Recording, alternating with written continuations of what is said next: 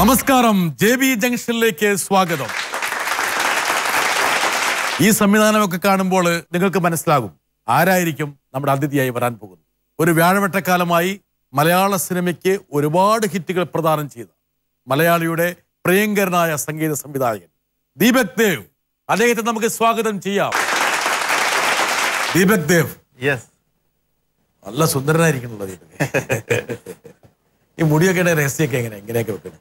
മുടി രഹസ്യമൊന്നും ഇല്ല, തീരാതെ വെറുതെ വിടും.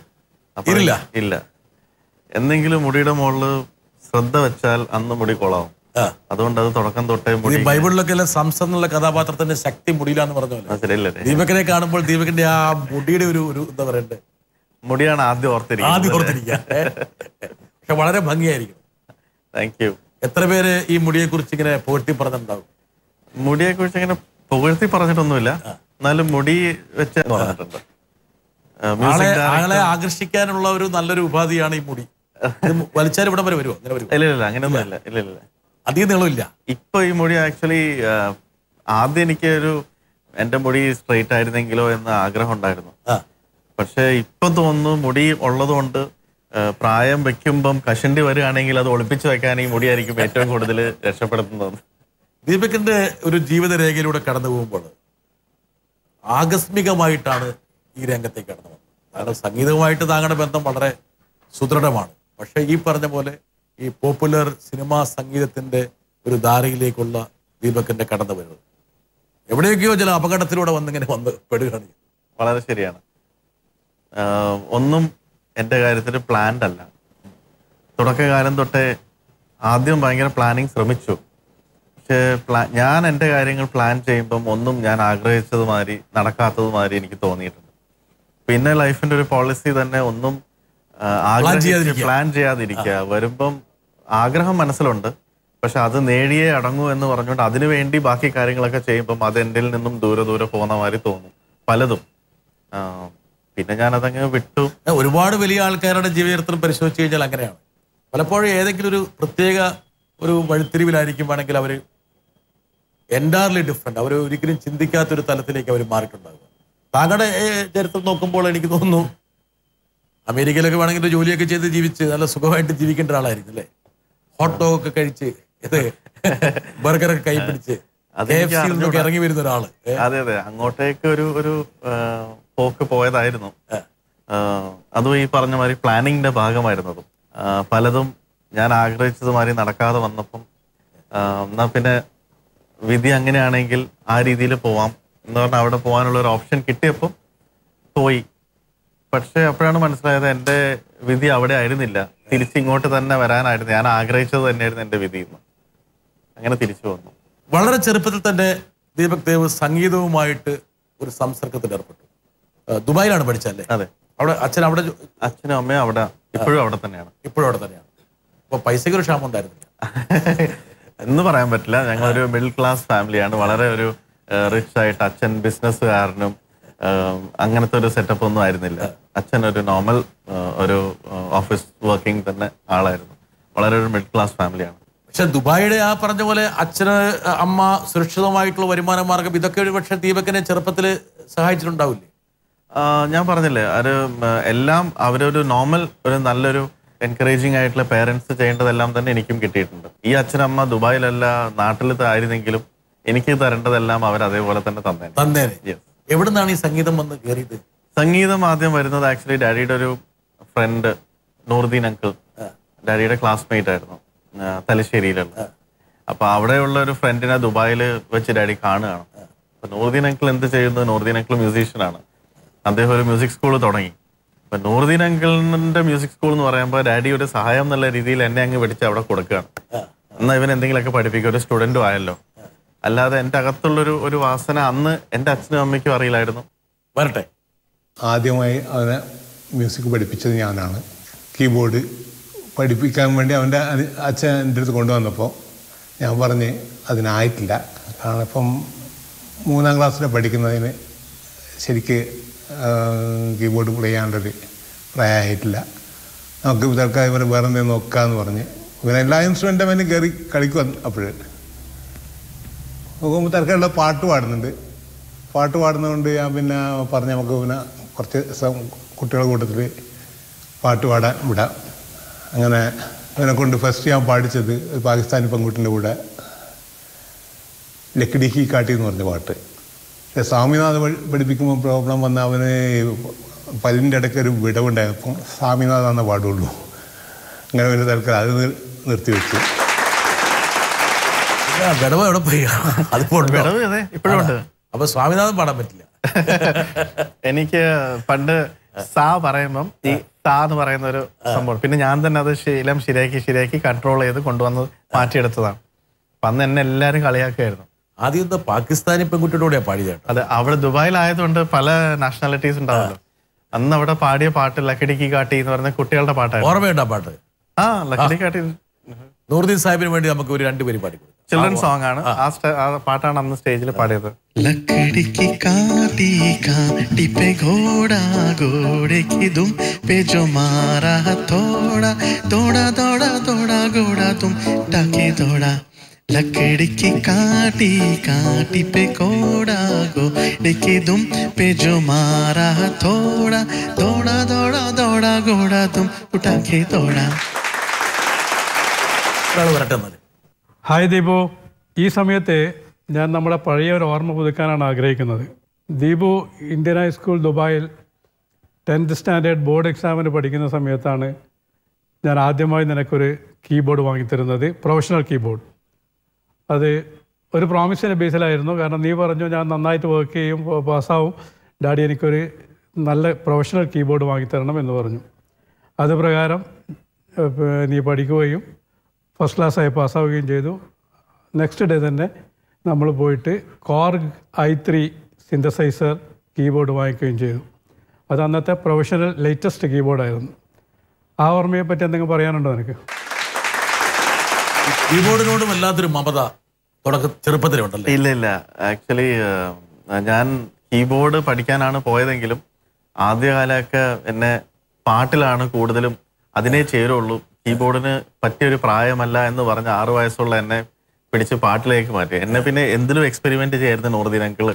ഡാഡിയുടെ ഫ്രണ്ട് ആയതുകൊണ്ടും എന്തിലാണ് ബെസ്റ്റായിട്ട് സൂട്ടബിൾ ആവാൻ നോക്കി. അങ്ങനെ കീബോർഡൊന്നും ശരിയാവില്ല, അന്ന് പാട്ട് മതി എന്ന് പറഞ്ഞു. അങ്ങനെ പാട്ടൊരു 11-12 വയസ്സ് വരെ അവിടുത്തെ ചൈൽഡ് ആർട്ടിസ്റ്റായിട്ട് പല സ്റ്റേജിലൊക്കെ പാടിയിരുന്നു. അത് കഴിഞ്ഞ് വോയിസ് ചേഞ്ച് വന്നപ്പോഴാണ് റെസ്റ്റ് വേണ്ടി വന്നത് വോയിസിന്. അപ്പം വോയിസ് ഓവർ സ്ട്രെയിൻ ചെയ്യേണ്ട, കീബോർഡ് എന്തായാലും വീട്ടിലുണ്ട്, എന്നാൽ അതിൽ കുറച്ച് സമയം അതിൽ ഫോക്കസ് വയ്ക്കാന്ന് വെച്ചാൽ അപ്പോഴാണ് എനിക്ക് കീബോർഡിന് ഇൻട്രസ്റ്റ് വന്നതും കമ്പോസ് ചെയ്ത് ട്രൈ ചെയ്തതും പല ബാൻഡുകളിൽ വായിക്കുന്നത്. ഗാനമേള ഇവിടുന്ന് നാട്ടിൽ നിന്ന് ദുബായിലോട്ടേക്ക് വരുന്ന ആൾക്കാർക്കൊക്കെ ഗാനമേള കീബോർഡ് വായിക്കാനായിട്ട് ഞാൻ പോയിരുന്നു. അപ്പൊ കിട്ടിയൊരു ഇതാണ്. അച്ഛനൊരെണ്ണം വാങ്ങി തന്നു? യെസ്, അതൊരു വലിയൊരു കഥയാണ്. കാരണം 10th സ്റ്റാൻഡേർഡ് ഞാൻ പൊതുവെ പഠിത്തത്തിൽ അത്ര ഒരു മിടുക്കനായിരുന്നില്ല, പക്ഷെ വളരെ മോശമായിരുന്നില്ല. അതുകൊണ്ട് തന്നെ ആവറേജ് ആയതുകൊണ്ട് പ്രഷർ കൂടുതലായിരുന്നു. മോശമായിരുന്നെങ്കിൽ ഇവൻ ആയിക്കോട്ടെ. അതെ, പിന്നെ വളരെ നല്ലതുമല്ല, ഒരു കൈൻഡ് ഓഫ് ആവറേജ് ആയതുകൊണ്ട് പ്രഷർ കൂടുതലായിരുന്നു. പിന്നെ എൻ്റെ ഫാമിലി സൈഡിൽ നിന്നും, അമ്മയുടെ ഫാമിലി സൈഡിൽ നിന്നൊന്നും മ്യൂസിക് എന്ന് പറഞ്ഞാൽ അങ്ങനെ പ്രയോറിറ്റിയിൽ വെക്കാൻ ആർക്കും അങ്ങനെ ഒരു താല്പര്യം ഉണ്ടായിരുന്നില്ല. അപ്പൊ അമ്മയ്ക്ക് കൂടുതലും കുടുംബത്തിനോട് എന്ത് പറയും എന്നായിരുന്നു ടെൻഷൻ, ഇവൻ ഈ പാട്ടും കൊണ്ട് നടന്നു കഴിഞ്ഞാൽ. അപ്പൊ അതുകൊണ്ട് പഠിത്തത്തിൽ ഇങ്ങനെ പറഞ്ഞു അവസാനം അവര് തന്നെ കണ്ടെത്തിയ ഒരു വഴിയാണ്. കുറെ നാളായിട്ട് ഞാനൊരു കീബോർഡ് ചോദിക്കുന്നുണ്ടായിരുന്നു. അത് ഞാൻ ഓർക്കുന്നുണ്ടെങ്കിൽ കാസിയോ എന്ന് പറയുന്ന കമ്പനിയുടെ VZ1 അതായിരുന്നു മോഡൽ. VZ1 എന്ന് പറയുന്നത് കാസിയോയുടെ ഫസ്റ്റ് സിന്തസൈസറാണ്. അപ്പം അതാ ഞാൻ ചോദിച്ചത്, അത്രേ ചോദിച്ചുള്ളൂ. അന്ന് ബോർഡ് എക്സാം വരുന്ന സമയത്ത് ഡാഡി പറഞ്ഞു ഒരു ഷോപ്പിംഗ് സെന്ററിൽ, ഇത് വളരെ റെയർ ആയിട്ടുള്ള ഒരു മോഡലായിരുന്നു അത്, ആ ഷോപ്പിംഗ് സെന്ററിൽ ഞാനത് കണ്ടു. അപ്പൊ ഡാഡി അമ്മയായിട്ട് പോയപ്പോൾ ഞാൻ പറഞ്ഞു എനിക്ക് ഈ കീബോർഡ് വാങ്ങിച്ചു തരുമോ. അപ്പൊ ഡാഡി കിട്ടിയ ചാൻസിന് പറഞ്ഞു 10th ക്ലാസ് നീ ഫസ്റ്റ് ക്ലാസ് എങ്കിലും മേടിക്കുകയാണെങ്കിൽ, ഡിസ്റ്റിങ്ഷൻ ഒന്നും പിന്നെ നോക്കിയിട്ടില്ല, അത് ഫസ്റ്റ് ക്ലാസ് എങ്കിലും നീ മേടിക്കുകയാണെങ്കിൽ ഈ കീബോർഡ് നിനക്ക് തന്നിരിക്കുന്നു. അപ്പൊ പിന്നെ ഞാൻ ഒരിക്കലും പ്രതീക്ഷിച്ചില്ല അങ്ങനെ ഒരു ഓഫർ എനിക്ക് വരുന്നു. ഞാൻ പറഞ്ഞു ശരി നോക്കട്ടെ എന്നോ. പിന്നെ ആഞ്ഞു പിടിച്ചു എങ്ങനെയെങ്കിലും ഈ കീബോർഡിന്റെ പേപ്പർ കട്ടിങ് ഒക്കെ എല്ലായിടത്തും കാണുന്നിടത്തൊക്കെ വെച്ചിട്ടുണ്ട് ഓർമ്മയിൽ വരാനായിട്ട്. ഇതാണ് ലക്ഷ്യം എന്ന്. അങ്ങനെ 10th ക്ലാസ് എക്സാം കഴിഞ്ഞു. റിസൾട്ട് വരുന്നതിന് മുമ്പേ ആ ഷോപ്പിംഗ് സെന്ററിന് തീ പിടിക്കലും ഈ കീബോർഡ് കത്തിപ്പോലുമായിരുന്നു പറ്റിയത്. അപ്പൊ ഞാൻ ആകെ കാരണം ഈ കീബോർഡ് ഡിസ്കണ്ടിന്യൂഡ് മോഡൽ ആയിരുന്നു, വളരെ റെയർ ആയിട്ടുള്ളത്. ആ ഷോപ്പിംഗ് സെന്ററിൽ മാത്രം പഴയ ഏതൊരു സ്റ്റോക്ക് ഉണ്ട്. ഇത് പോകുന്നതും എനിക്കൊരു ഷോക്ക് പോലെയായിരുന്നു. പിന്നെ മാർക്ക് വന്നാൽ എന്ത് ഇല്ലെങ്കിൽ എന്ത്, കാരണം പരീക്ഷ എഴുതി കഴിഞ്ഞു. ആകെ അപ്സെറ്റ് ആയിരിക്കുന്ന സമയത്ത് റിസൾട്ട് വന്നു. ഡാഡി ചോദിച്ചതുപോലെ ഒരു high first class, almost distinction തൊടുന്ന ഒരു ഫസ്റ്റ് ക്ലാസ്സിലേക്ക് എത്തി. അപ്പം ഞാൻ പറഞ്ഞു കീബോർഡ് ഇപ്പൊ പറഞ്ഞിട്ട് കാര്യമില്ല, അത് പോയി കത്തിപ്പോയില്ല ഷോപ്പിംഗ് സെന്റർ. അപ്പൊ ഡാഡി പറഞ്ഞു അത് പോകുന്നത് പോട്ടെ, നമുക്ക് ഇപ്പോഴത്തെ ലേറ്റസ്റ്റ് കീബോർഡ് ഏതാ വെച്ചാൽ അത് വാങ്ങാം. അപ്പൊ അന്ന് പ്രോഗ്രാമിംഗ് എന്ന് പറയുന്നത് തുടങ്ങി വരുന്ന സമയമായിരുന്നു. കമ്പ്യൂട്ടർ പ്രോഗ്രാമിംഗ്, ഫ്ലോപ്പി ഡിസ്ക് ഒക്കെ കീബോർഡിലിട്ട് പ്രോഗ്രാമിംഗ് ചെയ്യുന്നു. അത് ചെയ്യുന്ന ടെക്നോളജി ഉള്ള കീബോർഡ് ഉണ്ട്. കോർഗ് എന്നാണ് കമ്പനിയുടെ പേര്. കാസിയോ ഒക്കെ വിട്ട് വലിയൊരു മോഡലിലേക്ക് ചിന്തിച്ചു. ഡാഡി ഇതൊക്കെ എനിക്ക് വേണ്ടിയിട്ട് കണ്ടെത്തി. അങ്ങനെ ആ ഒരു കീബോർഡ് എനിക്ക് വേണ്ടി ഡാഡി ഗിഫ്റ്റ് ചെയ്യാണ്. പിന്നെ ആ കീബോർഡ് വെച്ചിട്ടാണ് ഞാൻ എല്ലാം പഠിച്ചതും. ആ ഒരു 10ാം ക്ലാസ് എന്ന് പറയുന്ന ഒരു പ്രായത്തിൽ ആ ഒരു പ്രോഗ്രാമിംഗിലേക്ക് തുടങ്ങാൻ പറ്റിയത് കൊണ്ടാണ് ആക്ച്വലി എന്റെ ഫൗണ്ടേഷൻ വളരെ ഹെൽപ്ഫുൾ ആയത്. കേരളത്തിലേക്കുള്ള വരവ് ഇവിടുന്ന് കൊച്ചിയിലല്ലേ പഠിച്ച? പിന്നെ ദേവര കോളേജ്. ഒരു പക്ഷേ ദീപകിന്റെ സംഗീതവുമായിട്ടുള്ള ബന്ധം കുറച്ചുകൂടി ദൃഢപ്പെടുകയോ അല്ലെങ്കിൽ വേറൊരു വഴിത്താരയിലേക്ക് വരുന്ന അവിടെ വെച്ചാണ് അല്ലേ? വേണം ഒരാളെ കൊണ്ടുവരാം, അതിന് നിമിത്തമായ ഒരാൾ. സംഗീതത്തിൽ അസാധാരണമായിട്ടുള്ള കഴിവുണ്ട് എന്ന് ദീപകിനെ പരിചയമുള്ളൊരു വ്യക്തി എന്നെ പരിചയപ്പെടുത്തുകയുണ്ടായി. അതിൻ്റെ പശ്ചാത്തലത്തിലാണ് ദീപകിന് ഞങ്ങളുടെ കോളേജിൽ ബികോമിന് അഡ്മിഷൻ നൽകിയത്. ദീപകിൻ്റെ സംഗീതവാസന എത്രമാത്രം ഉണ്ടെന്ന് പരീക്ഷിക്കാനായിട്ട് ഞങ്ങളുടെ കോളേജിലെ എല്ലാ ദിവസവും ക്ലാസ്സുകൾ തുടങ്ങുന്നതിന് മുമ്പ് ആലപിക്കുന്ന ഒരു പ്രാർത്ഥനാഗാനം പുതിയൊരു ട്യൂണിൽ കമ്പോസ് ചെയ്യാനായിട്ട് ദീപകിനോട് ആവശ്യപ്പെട്ടു. അത് വളരെ മനോഹരമായിട്ട് 2 ദിവസത്തിനകം ദീപക് കമ്പോസ് ചെയ്ത് കൊണ്ടുവരികയും ഞങ്ങൾക്കെല്ലാം വളരെ ഇഷ്ടപ്പെടുകയും ചെയ്തു. അങ്ങനെയാണ് ബികോമിന് പഠിക്കാനായിട്ട് തേവര കോളേജിൽ ചേർന്നത്. അക്കാദമികമായിട്ടുള്ള നിലവാരത്തിലെടുത്താൽ ഒരുപക്ഷെ മെറിറ്റിൽ യോഗ്യതയിൽ അഡ്മിഷൻ കിട്ടുമായിരുന്നില്ല. സംഗീതമാണ് അവിടെയും ഒരു എന്താ പറയണ്ടേ, ഒരു കോട്ട ഉണ്ടാക്കിയെടുത്തത്. അതെ, ആ പാട്ടൊക്കെ ഓർമ്മയുണ്ടോ? കറക്റ്റായിട്ട് ഓർമ്മയില്ല. അന്നത്തെ അത്രയും വർഷം മുമ്പേ ഉണ്ടാക്കിയൊരു പ്രയർ സോങ് ആയിരുന്നു. പക്ഷെ അതിൽ അച്ഛനെ വീഴ്ചു. അതെ, അത് ആക്ച്വലി അവിടെ അഡ്മിഷന് വേണ്ടി പോയപ്പം അവിടുത്തെ ക്ലോസിംഗ് എന്ന് പറയുന്നത് 95+ ആണ്. ഞാൻ പോകുന്നത് ഒരു 60-70s അപ്പൊ എന്തായാലും മെറിറ്റ് അവിടെ സംസാരിച്ചിട്ട് കാര്യമില്ല. പിന്നെ എന്താണെന്ന് വെച്ചാൽ അച്ഛൻ്റെ അടുത്ത് ചോദിച്ചപ്പോൾ ഞാൻ പറഞ്ഞിങ്ങനെ അപ്പോഴത്തെ ഏറ്റവും ലേറ്റസ്റ്റ് അപ്രോച്ച് ആയ പ്രോഗ്രാമിംഗ് മ്യൂസിക്കിൽ ഞാൻ പഠിച്ചിട്ടുണ്ട്, അതിൽ ഞാൻ കൈൻഡ് ഓഫ് എക്സ്പീരിയൻസ്ഡ് ആണ്. അപ്പൊ അച്ഛൻ പറഞ്ഞ അത് എന്താണ് സംഭവം, അതൊന്നും ആരും കേട്ടിട്ടില്ല, കാരണം പ്രോഗ്രാമിംഗ് എന്താണെന്ന് ആർക്കും അന്ന് അറിയില്ലായിരുന്നു. ഞാൻ പറഞ്ഞു ഞാനൊരു ദിവസം അച്ഛനെ കാണിച്ചു തരാം. അപ്പൊ അച്ഛൻ ഇതിൽ വളരെ ഇൻട്രസ്റ്റ് ഉണ്ടായിരുന്നു എന്തോ.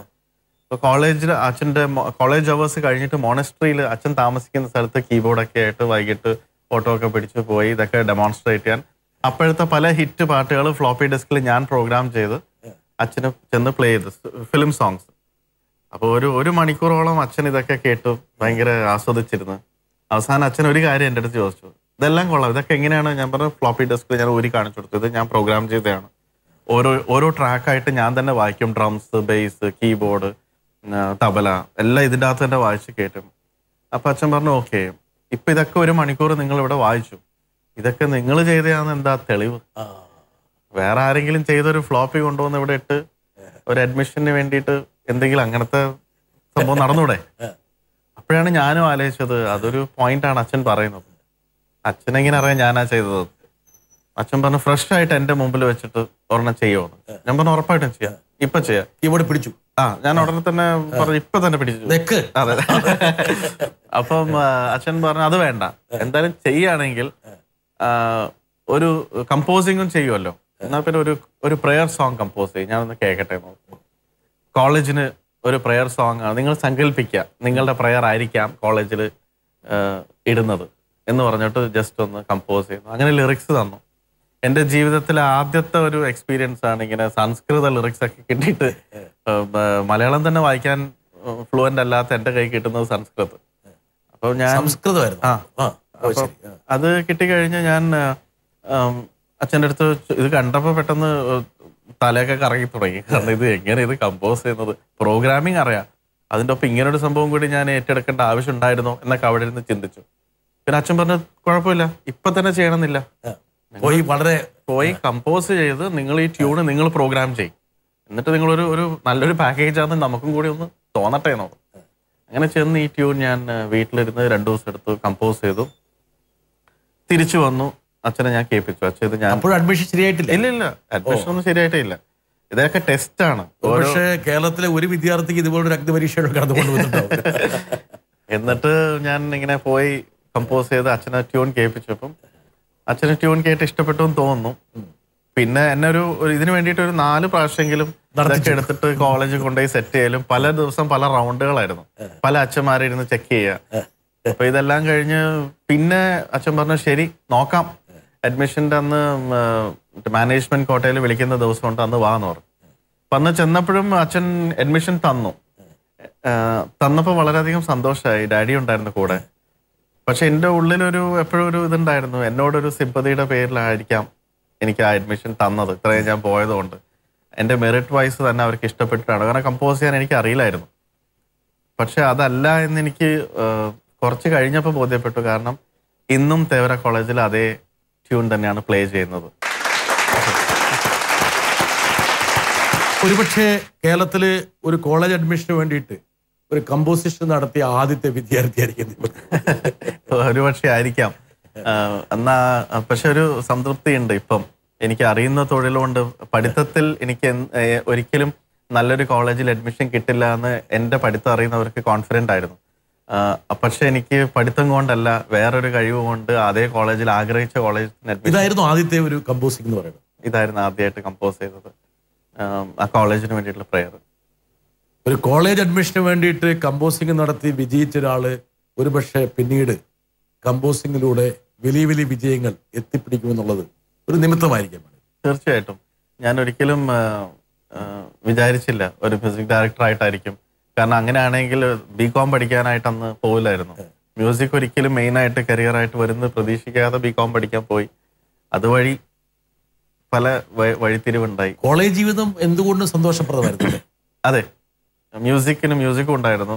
ആക്ച്വലി കേരളത്തിൽ വരാൻ കാരണം തന്നെ ഈ 10ാം ക്ലാസ് കഴിഞ്ഞപ്പം ഞാൻ ഈ കീബോർഡൊക്കെ കിട്ടിക്കഴിഞ്ഞപ്പം ഡാഡിയുടെ അടുത്ത് ഒരാഗ്രഹം കൂടി പറഞ്ഞു. അങ്ങനെയാണെങ്കിൽ എന്നെ ട്രിനിറ്റി കോളേജിൽ മ്യൂസിക് പഠിക്കാനായിട്ട് വിടുമോ എന്ന് ചോദിച്ചു. ഡാഡി പണ്ട് തൊട്ടേ എല്ലാത്തിനും സപ്പോർട്ടീവ് ആയിരുന്നു. പക്ഷെ അമ്മ പറഞ്ഞു വെറും 10ാം ക്ലാസ് കഴിഞ്ഞ് ഒരു പ്രീ ഡിഗ്രി പോലും അല്ലാതെ ഉള്ളൊരു ക്വാളിഫിക്കേഷൻ വിട്ടാൽ കുടുംബക്കാരുടെ അടുത്ത് എന്ത് പറയും. അപ്പൊ അതുകൊണ്ട് നമുക്ക് പ്രീ ഡിഗ്രി കഴിഞ്ഞിട്ട് അവന് ഇഷ്ടമുള്ള എന്താന്ന് വെച്ചാൽ എവിടെയാന്ന് വെച്ചാൽ വിടാന്നുള്ളൂ. അങ്ങനെ പ്രീ ഡിഗ്രി അമ്മയുടെ അച്ഛൻ്റെയും നിർബന്ധപ്രകാരം 10ാം ക്ലാസ് കഴിഞ്ഞ് വീണ്ടും 11th 12th ദുബായി തന്നെ പഠിച്ചു. 12th കഴിഞ്ഞപ്പോൾ വീണ്ടും ഞാൻ ഇതേ ചോദ്യം വീട്ടില് ഉന്നയിച്ചു.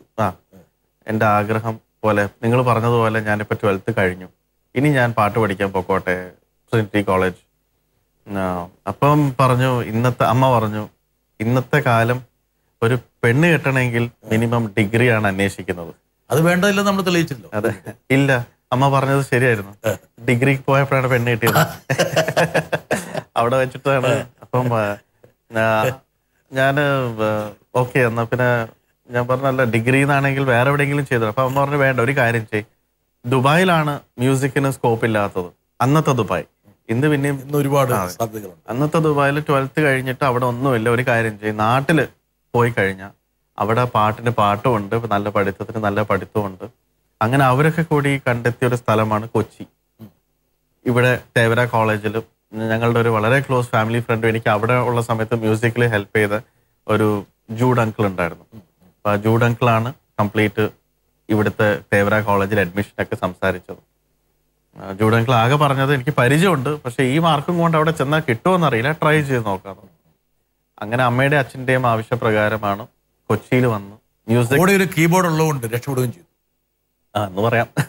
വരട്ടെ ഒരാൾ പഠിക്കുമ്പോൾ ഒരു ലവ് അഫയർ ഒക്കെ ആയിട്ടായിരുന്നു. അതിൽ മമ്മിക്ക് വളരെ ഒബ്ജക്ഷൻ ആയിരുന്നു.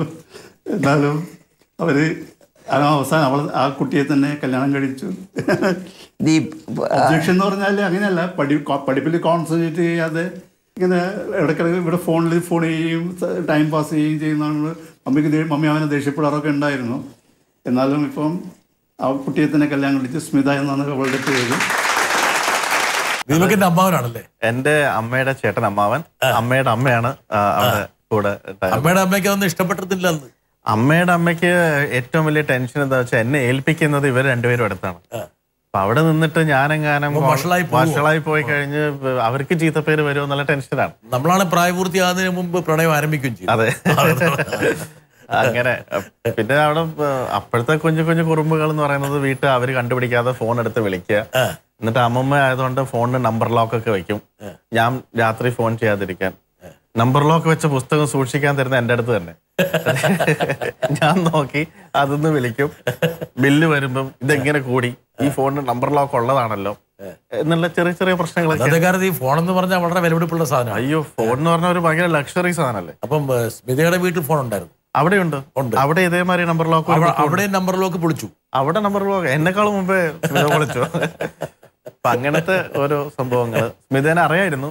പക്ഷെ ഇത്തരം ഒരു സീരിയസ് ആയിട്ട് ഒരുമിച്ച് ജീവിക്കാൻ ആഗ്രഹമുണ്ട് എന്നുള്ള കാര്യമൊന്നും അവർക്ക് അങ്ങനെ രണ്ട് കുടുംബത്തിനും അങ്ങനെ. ഇത് ഈ പ്രണയമൊക്കെ ആരംഭിക്കുമ്പോൾ ഇതൊക്കെ ഒരു വിവാഹത്തിലേക്കൊക്കെ പോകുന്നൊക്കെ ഉള്ളത് ദീപകൻ അറിയോ? അതൊരു തമാശക്ക് ചെയ്തതാണോ? എന്താ സംഭവിച്ചത്? ഞാൻ പറഞ്ഞില്ലേ, പ്ലാനിങ്ങിന്റെ ഭാഗമായിട്ട് പലതും അന്ന് പ്ലാൻ ചെയ്തിരുന്നു. പക്ഷെ അതൊന്നും നടക്കുമല്ലോ എന്ന് അറിയില്ലായിരുന്നു. കാരണം ഏതാണ്ട് ഒരേ പ്രായം. അപ്പം എന്നെക്കാളും 1 വയസ്സിന് മാത്രം ഇളയത്. പക്ഷെ ഞങ്ങളുടെ നാട്ടു നടപ്പ് വെച്ചിട്ട് അന്ന് ഒരേ കാലത്തുള്ള ഒരു കല്യാണമൊന്നും കാണില്ല. ചുരുങ്ങി ഒരു 5 വയസ്സെങ്കിലും വ്യത്യാസം ഉണ്ടാവും. അപ്പോൾ ഒരേ പ്രായം എന്ന് പറയുമ്പോൾ കോളേജ് കഴിയുമ്പോഴേക്ക് ഞാൻ സെറ്റിൽ ആവില്ല. അപ്പോഴേക്ക് സ്മിതയുടെ വീട്ടിൽ കല്യാണ ആലോചനകളൊക്കെ വരുന്നുണ്ട്. അങ്ങനെയാണ് ഒരുമാതിരിപ്പെട്ട എല്ലാ കോളേജ് പ്രണയങ്ങളും അസ്തമിക്കുന്നത്. അതെ അല്ലേ? വേണമെങ്കിൽ അതിന് നിമിത്തമായ ഒരാളെ കാണിച്ചു തരാം എങ്ങനെയാണ് ഇത് വന്നതെന്ന്. വരട്ടെ. ദീപു എൻ്റെ കുടുംബത്തിലേക്ക് വന്നത് എനിക്ക് മഹാഭാഗ്യമായിട്ട് ഞാൻ കരുതുന്നു. കാരണം എൻ്റേതൊരു കലാകുടുംബമാണ്. എൻ്റെ അമ്മ, അമ്മയുടെ അച്ഛൻ, എൻ്റെ സഹോദരൻ, സഹോദരി, എല്ലാവരും പാട്ട്, അഭിനയം ഒക്കെ ആയിട്ട് ഉള്ള ഒരു കുടുംബമാണ്. ആ കുടുംബത്തിലേക്ക് ദീപു വന്നതിൽ എനിക്ക് വളരെയധികം സന്തോഷമുണ്ട്. അതൊരു മഹാഭാഗ്യമായിട്ട് ഞാൻ കരുതുന്നു. ദീപുവിനെ ഞാൻ ആദ്യം കാണുന്നത് ദുബായിൽ ഞാനൊരു പ്രോഗ്രാമിന് പോയപ്പോൾ അവിടെ കീബോർഡ് പ്ലെയറായിട്ട് വന്നതാണ്. അതിനുശേഷം എറണാകുളത്തെ ഒരു സ്റ്റുഡിയോയിൽ വന്നപ്പോൾ ദീപു എൻ്റെ അടുത്ത് ഓടി വന്ന് എന്നെ മനസ്സിലായോ എന്ന് ചോദിച്ചു. പക്ഷേ അപ്പോൾ എൻ്റെ മോൾ എൻ്റെ കൂടെ ഉണ്ടായിരുന്നു. ദീപു എന്നോട് മനസ്സിലായോ എന്ന് ചോദിച്ചെങ്കിലും നോട്ടം മൊത്തം എൻ്റെ മകളിലായിരുന്നു. അപ്പോൾ ആ മോളെ നോട്ടം ഇട്ട് വെച്ചിരുന്നു. ദീപു നേരെ ചെന്ന് ദീപുവിൻ്റെ ഡാഡിയെ വിളിച്ചിട്ട് പറഞ്ഞു, അന്ന് പാടാൻ വന്ന ആൻറ്റിയുടെ ആൻറ്റിയെ ഞാൻ കണ്ടു. അപ്പോൾ എനിക്ക് ആ കുട്ടിയെ ഇഷ്ടമായി, ഡാഡി ഒന്ന് വിളിച്ച് ആലോചിക്കണം എന്ന് പറഞ്ഞു. അങ്ങനെ ദീപുവിൻ്റെ ഡാഡി വിളിച്ച് ആലോചിക്കുകയും ഓരോ അവധിക്ക് വന്നപ്പോൾ എൻഗേജ്മെൻറ്റ്, കാണൽ, കല്യാണം അങ്ങനെ നടന്നു. അപ്പോൾ അത് വളരെ ഒരു അത്ഭുതമായിട്ടാണ് എനിക്ക് തോന്നുന്നത്. കാരണം അന്ന് സ്റ്റുഡിയോയിൽ കണ്ടത്, എന്നെ പരിചയപ്പെട്ടെങ്കിലും നോക്കി വെച്ചത് എൻ്റെ മകളെ തന്നെയായിരുന്നു. അപ്പോൾ അത് ഇപ്പം ഞാനത് എൻ്റെ ഭയങ്കര ഭാഗ്യമായിട്ട് തന്നെ കരുതുകയാണ്. എനിക്ക് ദീപുവിനോട് ചോദിക്കാനുള്ള ഒരു ചോദ്യം ഇതാണ്. ഞങ്ങളൊക്കെ പാടുന്ന സമയത്ത് 1-2 പേര് നിൽക്കുവാണെങ്കിൽ അവർ തന്നെ, ഇപ്പോൾ ജാനകിയമ്മ, സുശീലാമ്മ, അതിനുശേഷം ചിത്ര, സുജാത, ദീപുവിൻ്റെയൊക്കെ ഒരു സമയം വന്നപ്പോൾ ഒരുപാട് ദീപുവിൻ്റെ ഒരുവിധം എല്ലാ പാട്ടുകളും പാടിയേക്കുന്ന പുതിയ സിംഗേഴ്സാണ്. അവരെ വെച്ചിട്ട്, പുതിയ ഗായകരെ വെച്ചിട്ട് അല്ലെ ഗായകന്മാരെ വെച്ചിട്ട് ദീപുവിൻ്റെ പാട്ട് എങ്ങനെ ഹിറ്റാക്കാം, ആ ധൈര്യം ദീപുവിന് എങ്ങനെയാണ് ഉണ്ടായത്, ആ ഇൻസ്പിറേഷൻ ഒന്ന് അറിഞ്ഞാൽ കൊള്ളാമെന്നുണ്ട്. അമ്മായി അമ്മയാണല്ലേ? 2 വശമാണുള്ളത്. ആദ്യത്തെ അധ്യായം എങ്ങനെയാണ് എൻ്റെ കൂടെ വന്ന മകളെ ഇവൻ നോട്ടം വിട്ടിട്ട് കരസ്ഥമാക്കിയതിനെ കുറിച്ചാണ് അമ്മയമ്മ. അതൊക്കെ പച്ച പിടിച്ച് കിടക്കുക കേട്ടോ മനസ്സിൽ. എത്ര വയസ്സായിരുന്നു അന്ന്? 19 വയസ്സ്. 19 വയസ്സ്. അത് മോശക്കാരനല്ല അല്ലേ? 19 ടീനേജ് കഴിഞ്ഞിട്ടുള്ള. അതെ. അന്ന് പിന്നെ സ്മിതയ്ക്ക് 18 വയസ്സ്. അതെ. അപ്പം ഇവരെ കണ്ടിട്ടേ ഇല്ലല്ലേ? അല്ല, ഈ കണ്ടു എന്ന് പറയുന്ന പ്രായം. അല്ല, ഇവരെ കാണാതെ അങ്ങോട്ടല്ലേ നോട്ടം പോയത്? അല്ല, അതല്ല, ഇവരെ കണ്ടോണ്ടല്ലേ തിരിച്ചറിഞ്ഞത്. അപ്പം ആക്ച്വലി രേണുകാന്റി ദുബായില്, രേണുകാന്റി വളരെ ഇവിടെ പോപ്പുലർ ആയിട്ടുള്ള ഒരു സിംഗർ ആയതുകൊണ്ട് ഇവിടുന്ന് പോപ്പുലർ സിംഗേഴ്സ് അങ്ങോട്ട് വരുന്ന സമയത്ത് കാഞ്ഞങ്ങാട് രാമേന്ദ്രൻ സാറും രേണുകാന്റിയുടെയും ഗാനമേളയായിരുന്നു. അപ്പൊ അതിന് കീബോർഡ് വായിക്കാൻ ഞാനായിരുന്നു. ആ ഗാനം ഈണം ഓർക്കസ്ട്ര എന്ന് പറയുന്ന ഒരു ഓർക്കസ്ട്രയിലെ കീബോർഡ് പ്ലെയർ ആയിരുന്നു ഞാൻ. അത് മെയിൻ കീബോർഡ് അല്ല, സെക്കൻഡ് കീബോർഡ്. മെയിൻ കീബോർഡിസ്റ്റ് ആയിട്ട് വേറെ ആയിരുന്നു. ഞാൻ വളരെ കുഞ്ഞായതുകൊണ്ട് എന്നെ മെയിൻ കീബോർഡിസ്റ്റ് ആയിട്ട് വെക്കാനുള്ളൊരു ധൈര്യമൊന്നും അവിടെ ആർക്കും ഉണ്ടായിരുന്നില്ല. അപ്പൊ അങ്ങനെ ഇവിടെ വന്ന് രേണുകാന്റിയുടെ അടുത്ത് ചോദിച്ചു, എന്നെ ഓർമ്മയുണ്ടോ? അപ്പൊ രേണുകാന്റി ആദ്യം പറഞ്ഞ എവിടെ കണ്ടത്? ഞാൻ പറഞ്ഞു ദുബായിൽ കഴിഞ്ഞ വർഷം, അല്ല കുറച്ച് വർഷം മുമ്പേ വന്നപ്പോൾ കീബോർഡ് പ്ലെയർ ആയിട്ട്. അപ്പൊ പറഞ്ഞ ഓർമ്മയുണ്ട്. ആക്ച്വലി അന്നത്തെ റെക്കോർഡിംഗ് എന്ന് പറയുന്നത് ഞാൻ ഇവിടെ കോളേജ് പഠിച്ചുകൊണ്ടിരിക്കുന്ന സമയത്ത് ഇടയ്ക്ക് ക്ലാസ് കട്ട് ചെയ്ത് പോയി സിനിമ റെക്കോർഡിങ്ങിന് വായിക്കും. ഈ പ്രോഗ്രാമിംഗ് പഠിച്ചതുകൊണ്ട് നല്ല ഡിമാൻഡായിരുന്നു അന്ന്. അങ്ങനെ മുരളി കൃഷ്ണ എന്ന് പറയുന്ന മ്യൂസിക് ഡയറക്ടറിന്റെ ഒരു ഫിലിം സോങ്ങിന് പ്രോഗ്രാമിംഗ് ചെയ്തത് ഞാനായിരുന്നു. ആ റെക്കോർഡിങ്ങിന് ആണ് രേണുകാന്റി വരുന്നത്. രേണുകാന്റി ആയിരുന്നു ആ പാട്ട് പാടേണ്ടത്. അപ്പം രേണുകാന്റി വന്നപ്പോൾ കൂടെ സ്മിത ഉണ്ടായിരുന്നു. പാട്ട് ട്യൂൺ പഠിപ്പിക്കാനായിട്ട് മ്യൂസിക് ഡയറക്ടർ രേണുകാന്റിനോട് ഒന്ന് വിളിച്ചു. അപ്പം മോളെ ഒറ്റയ്ക്ക് കിട്ടിയ ചാൻസിൽ മ്യൂസിക് ഡയറക്ടർ അമ്മയെ ട്യൂൺ പഠിപ്പിച്ചു. ഞാൻ മോളെ ട്യൂൺ ചെയ്തു. അതാണ് പറ്റിയത്. ഏത് പാട്ടാണ് സ്മിതയ്ക്ക് പാടിക്കൊടുത്തത്? ഞാനൊന്നും അങ്ങനെ പാട്ട് പാടിക്കൊടുക്കുന്ന സംഭവമൊന്നുമില്ല. ഒന്നുമില്ലായിരുന്നു. ഇല്ല. അന്നേ ഞാനൊരു പാട്ടുകാരനായിട്ട് എവിടെ അവകാശപ്പെട്ടിട്ടില്ല. എങ്കിലും പാടുമായിരുന്നല്ലോ കുറച്ച്. ഞാൻ പറഞ്ഞില്ലേ, ഈ വോയിസ് ചേഞ്ച് വന്നപ്പോ അത് വിട്ടു. പിന്നെ അങ്ങനെ ഇപ്പൊ ആകെ ഒരു ഒരു സിംഗറിനെ പാട്ട് പഠിപ്പിക്കാൻ വേണ്ടി പാടുന്ന പാട്ടേ ഉള്ളൂ. എന്തായാലും രേണുകാന്റി ഇത്രയൊക്കെ പറഞ്ഞ സ്ഥിതിക്ക് അന്നത്തെ ഓർമ്മകൾക്ക് വേണ്ടി രേണുകാന്റിക്കും അന്നത്തെ സ്മിതയ്ക്കും വേണ്ടിയിട്ട് നിങ്ങളുടെ ആവശ്യപ്രകാരം ഞാൻ ദീപുവിനോട് ഒരു പാട്ട് പാടാൻ ആവശ്യപ്പെട്ടു. കുഴപ്പമുണ്ടോ? ഓക്കെ. ഇത് സ്മിതയ്ക്ക് വേണ്ടിയിട്ടുള്ളൊരു ഡെഡിക്കേഷൻ. തീർച്ചയായിട്ടും. എന്നാ സ്മിതയ്ക്ക് വേണ്ടി പാടില്ലേ? അല്ല, അങ്ങനെ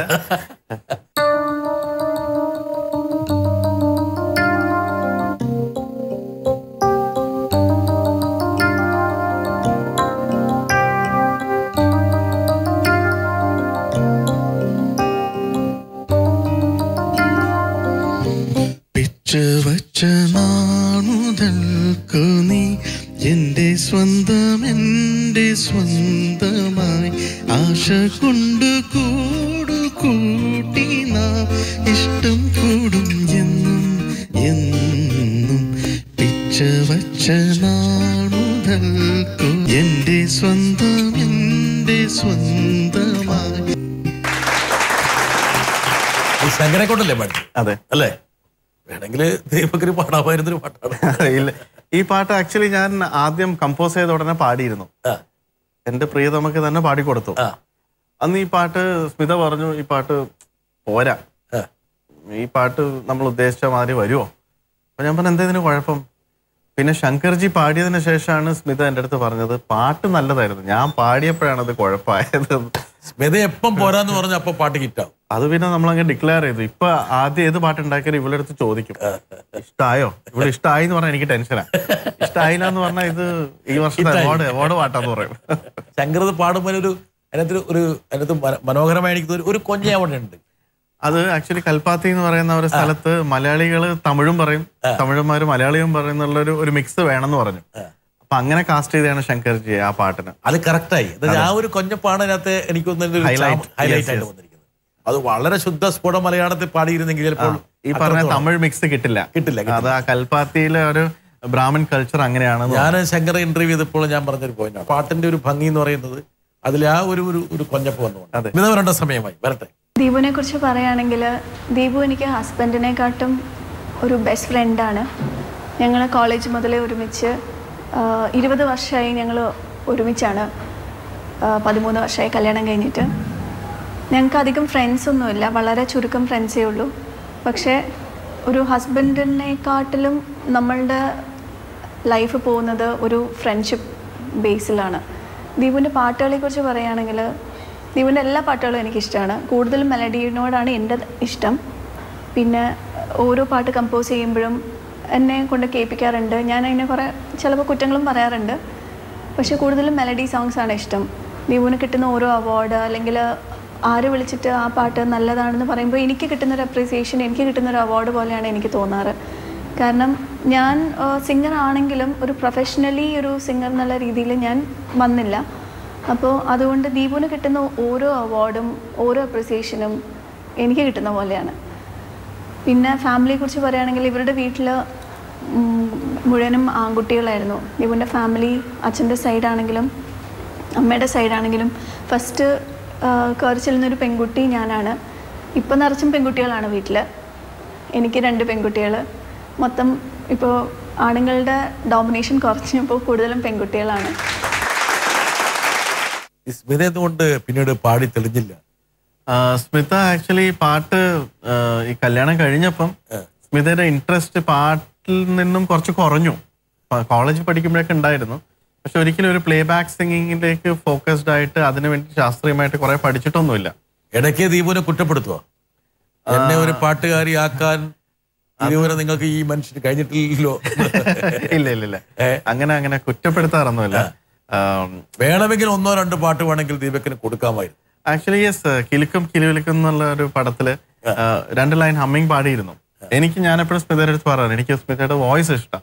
പക്ഷെ ആ വോയിസ് കുറച്ചും കൂടിയും ട്രെയിൻഡ് ആയിട്ട് ഒന്നൊന്ന് പോളിഷ് ആവുകയാണെങ്കിൽ കുറച്ചും കൂടി നല്ലതായിരിക്കും. പിന്നെ എന്താന്ന് വെച്ചാൽ ഞങ്ങളുടെ സ്വന്തം ആൾക്കാരെ കൂടുതൽ റെക്കമെൻഡ് ചെയ്ത് സജസ്റ്റ് ചെയ്ത് സിനിമയിൽ കയറുമ്പം അത് ഒരു നല്ലൊരു ഇതായിട്ട് എനിക്ക് തോന്നിയില്ല. എൻ്റെ പാട്ടിൽ എൻ്റെ വൈഫ് പാടുമ്പം ആ പടത്തിലെ പ്രൊഡ്യൂസറോ ഡയറക്ടറോ അവരെന്നെ അടുത്ത് കാണിച്ചില്ലെങ്കിൽ കൂടെ ഉള്ളിൻ്റെ ഉള്ളിൽ അത് വേണമായിരുന്നോ, വേറൊരു സിംഗറിനെ വിളിക്കാമായിരുന്നില്ലേ പ്രൊഫഷണലി എന്ന് ചിന്തിക്കണ്ട എന്ന് ഓർത്തിട്ടാണ് ഞാനിങ്ങനെ എപ്പോഴും അതിങ്ങനെ മടിച്ചു നിൽക്കുന്നത്. ഞാൻ പോലും പാടാറില്ലല്ലോ എൻ്റെ പാട്ട്. അപ്പൊ അതൊരു വലിയൊരു ബാധ്യതയായി മാറി. അല്ല, ഞാൻ എന്താ വെച്ചാല് സുഖമായിട്ട് ഇന്ന് ആർക്കും ഒരു പാട്ടുകാരനാവാം. ഇപ്പം JBക്ക് പാടണോ, എൻ്റെ കൂടെ വാ, സംസാരിച്ചാൽ മതി, അത് ഞാൻ പാട്ടാക്കി തരാം. അത്രയും ഈസി. എനിക്കൊരു പാട്ട് പാടണം. ഉറപ്പായിട്ടും ആർക്കും ഞാൻ പറഞ്ഞു വന്നത് ഇന്ന് പാടാൻ വലിയൊരു ബുദ്ധിമുട്ടില്ല. അത്യാവശ്യം എക്സ്പ്രഷൻ മാത്രം മതി, ടെക്നോളജി ഭാവം കറക്റ്റ് ആയാൽ മതി, ശ്രുതിയും താളവും എല്ലാം നമുക്ക് ശരിയാക്കിയെടുക്കാം. അങ്ങനത്തെ ഒരു കാലഘട്ടത്തിൽ ഞാൻ കൂടുതലും മനസ്സിലാക്കുന്നത് എന്താ വെച്ചാൽ ഇതിനു വേണ്ടിയിട്ട് ആർക്ക് വേണ്ടിയിട്ടും പാടാന്നുള്ളൊരു സിറ്റുവേഷനിൽ ഇത് ലൈഫിൽ ഒരു ജീവിത മാർഗമായിട്ട് ശാസ്ത്രീയമായിട്ട് 15-20 വർഷം പഠിച്ചു നടക്കുന്ന കുറെ കഴിവുള്ള സിംഗേഴ്സ് ഉണ്ട്. അവരോട് ചെയ്യുന്നത് ഏറ്റവും വലിയൊരു ഇൻജസ്റ്റിസ് ആയിട്ട് എനിക്ക് തോന്നിയിട്ടുണ്ട്. പക്ഷേ ദീപക് ഈ പറഞ്ഞ സിനിമയിലൊക്കെ തിളങ്ങുന്ന ആൾക്കാരെയൊക്കെ പിടിച്ച് പാടിച്ച് അതിനകത്തൊരു പോപ്പുലാരിറ്റി ചാർട്ടും കാര്യങ്ങളൊക്കെ കൊണ്ടുവന്നിട്ടുണ്ട്. പക്ഷെ ഞാൻ ഒരിക്കലും അപ്പോൾ അത് സ്വാഭാവികമായിട്ടും 10-20 വർഷമൊക്കെ പാട്ട് പഠിച്ച് ആ സബരിയിലൂടെ കടന്നു പോയിട്ടുള്ള ആൾക്കാരോടുള്ള ഒരു വെല്ലുവിളിയാണോ? അതെ, ഡെഫിനറ്റ്ലി. അതൊരു ലെവൽ കൂടുതൽ ചെയ്താൽ അത് ഞാൻ വേണമെന്ന് കാണിച്ചു കൊണ്ട് പഠിപ്പിച്ചല്ലേ, അതൊരു എപ്പിസോഡ് തന്നെയാണ്. കാരണം ലാലേട്ടനാണ് വിഷ്വലി വരുന്നത്. ലാലേട്ടൻ ഇതിന്റെ കൂടെ പാടുന്നത് ജോബാണ്. ഈ ജോബ് എങ്ങാനും ലാലേട്ടന് വേണ്ടി അല്ലെങ്കിൽ അതുപോലത്തെ ഇപ്പൊ കാർത്തിക്, അഫ്സൽ, ഇപ്പോഴത്തെ പിള്ളേർ ഹരിചരൺ, ഇവര് അഫ്സൽ പിള്ളേരെന്നല്ല ഉദ്ദേശിച്ചത്, നമ്മുടെ യങ് ജനറേഷൻ, കാർത്തിക്, ഹരിചരൺ അല്ലെങ്കിൽ ജോബ്, ഇവരൊക്കെ ലാലേട്ടന് പാടിയ ആനയ്ക്ക് വേണ്ടി എലി ഡബ്ബേത പോലെ ഇരിക്കും. അത് ലാലേട്ടന്റെ ശബ്ദത്തിന് മാച്ച് ചെയ്യുന്ന ഒരു ശബ്ദം എന്ന് എനിക്ക് തോന്നിയത് ലാലേട്ടന്റെ തന്നെയാണ്. പിന്നെ അദ്ദേഹം കമ്പോസിങ്ങിന് മിക്കവാറും ഇരിക്കുന്ന സമയത്ത് ലാലേട്ടന്റെ ട്യൂൺസ് ഒക്കെ ഞാൻ കമ്പോസ് ചെയ്ത് കഴിഞ്ഞാൽ ലാലേട്ടൻ തിരിച്ചു പാടുന്നത് ഞാൻ കേട്ടിട്ടുണ്ട്. അപ്പൊ എനിക്ക് വളരെ അതൊരു അഡ്ജസ്റ്റ്മെന്റ് സിംഗർ അല്ല. കാരണം ലാലേട്ടൻ നല്ലൊരു മ്യൂസിക്കൽ ഫാമിലിയിൽ നിന്നാണ്. തബല നന്നായിട്ട്, സംഗീതം ഫുൾ ടൈം ബ്ലഡിലുണ്ട്.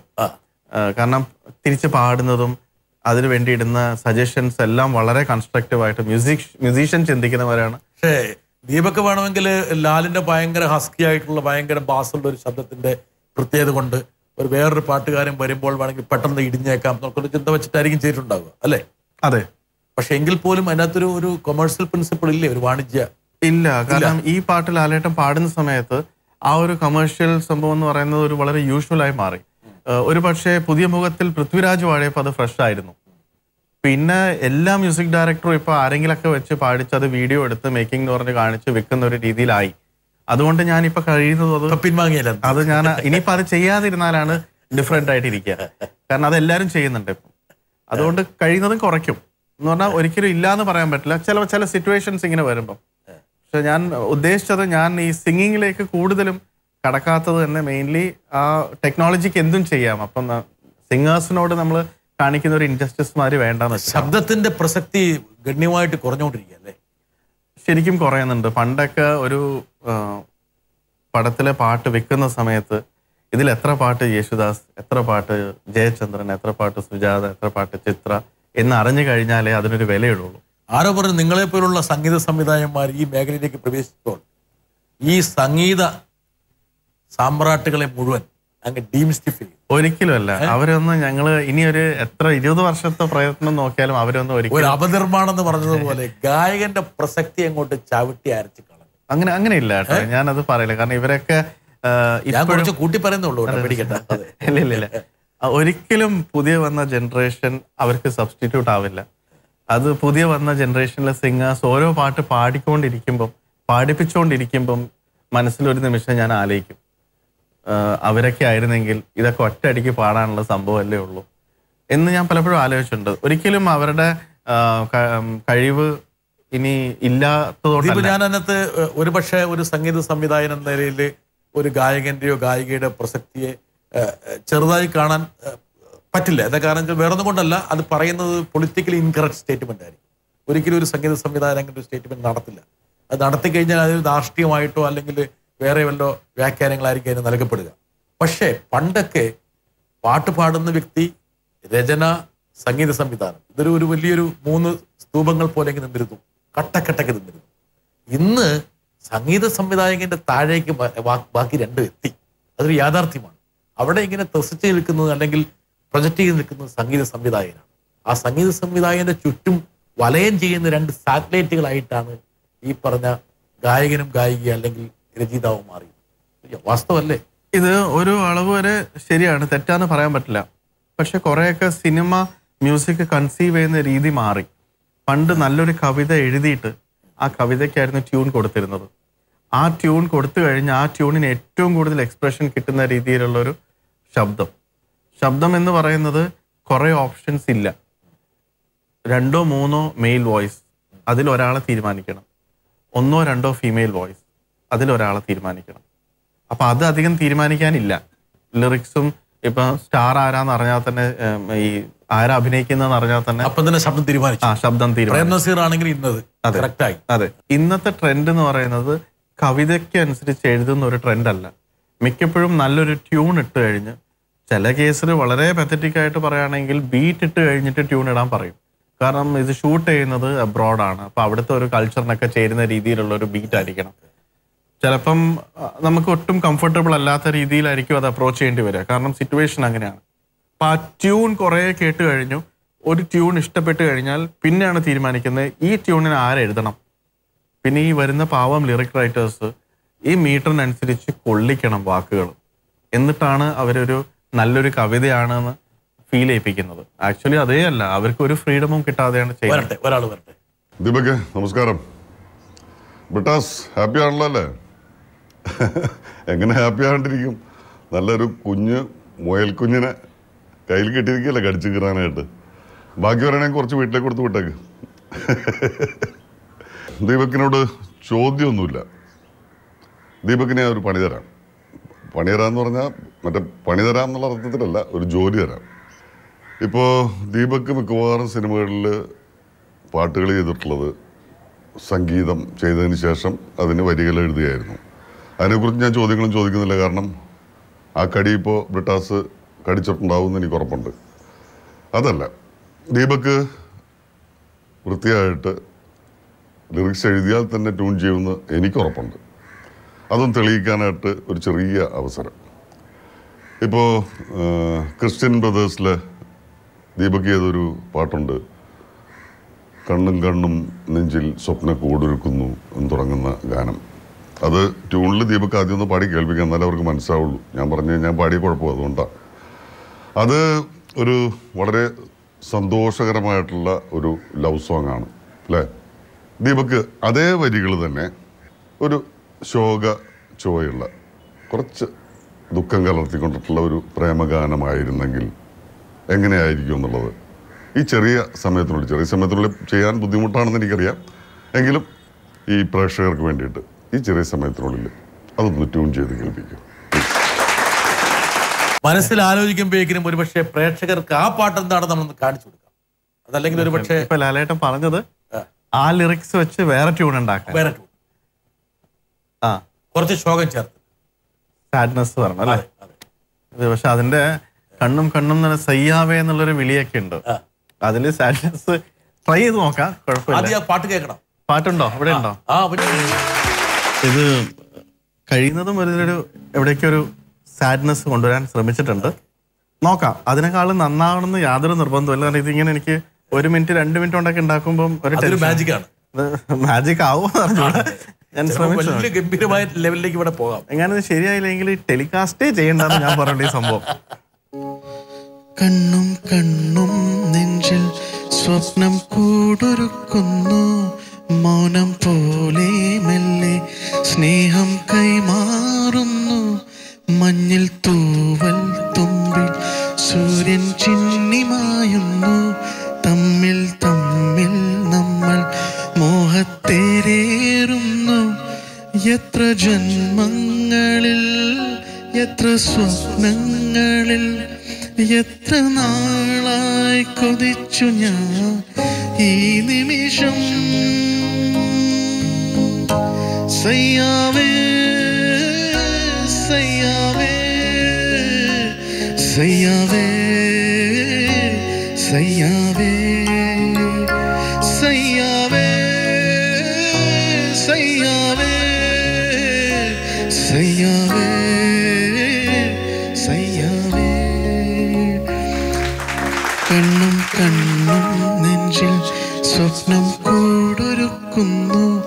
മൗനം പോലും മെല്ലെ സ്നേഹം കൈമാറുന്നു. എത്ര ജന്മങ്ങളിൽ എത്ര സ്വപ്നങ്ങളിൽ എത്ര നാളായി കൊതിച്ചു ഞാൻ ഈ നിമിഷം. സയ്യാവേ സയ്യാവേ സയ്യാവേ